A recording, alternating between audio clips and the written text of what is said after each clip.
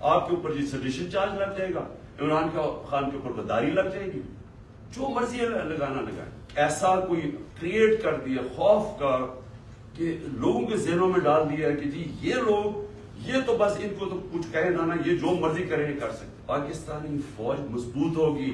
ہم غلام نہیں ہیں. ہمیں ایک آزاد قوم بنایا گیا تھا 1947 میں.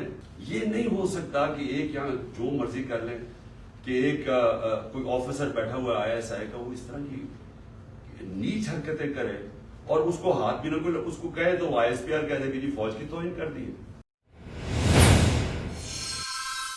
اس کو کچھ اور کچھ کہے تو جی ملک کی سیکورٹی کو کچھ ہو گیا. آپ کے اوپر جی سیڈیشن چارج لگ جائے گا، عمران خان کے اوپر غداری لگ جائے گی، جو مرضی لگانا لگائے. میں یہ ڈیمانڈ کرتا ہوں کہ اس قوم کو جسٹس چاہیے. ہم غلام نہیں ہیں. ہمیں ایک آزاد قوم بنایا گیا تھا 1947 میں. ہمارے لیڈر قائد اعظم محمد علی جناح نے ہمیں آزاد کروایا تھا انگریز کی غلامی سے. تب انگریز اوپر ہوتا تھا قانون کے، ہم غلام ہوتے تھے. اب پاکستان تو آزاد ملک بنا ہوا ہے. ہمارا آئین ہمیں آزادی دیتا ہے. کیوں نہیں ہماری عدالتیں ہماری رائٹس کو، ہماری آزادی کو، ہماری ڈگنیٹی کو کیوں نہیں پروٹیکٹ کر رہی؟ اور یہ اگر اعظم سواتی سے جو یاد رکھے سینیٹر ہے پاکستان کا، ایک کامیاب بزنس مین جو کامیاب باہر پیسے کما کے پاکستان آیا ہوا، اس سے یہ ہو رہا ہے.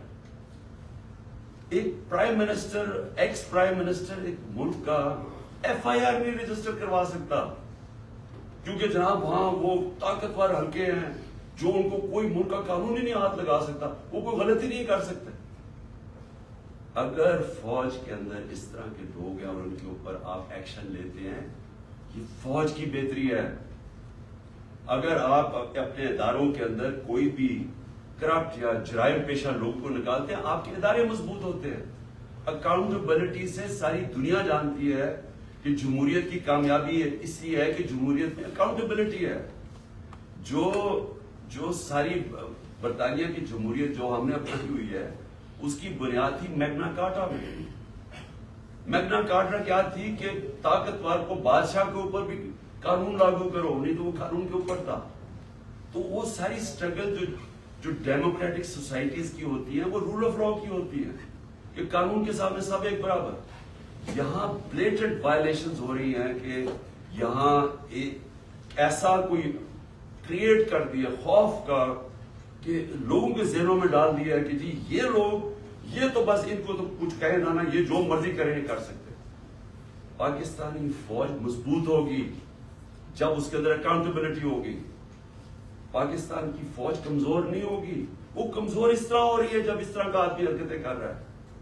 تو میری ریکویسٹ یہ ہے کہ یہ جوڈیشل کمیشن بنے اور یہ چیزیں جو میں نے ابھی 4 پوائنٹس کہے ٹیک اپ کریں.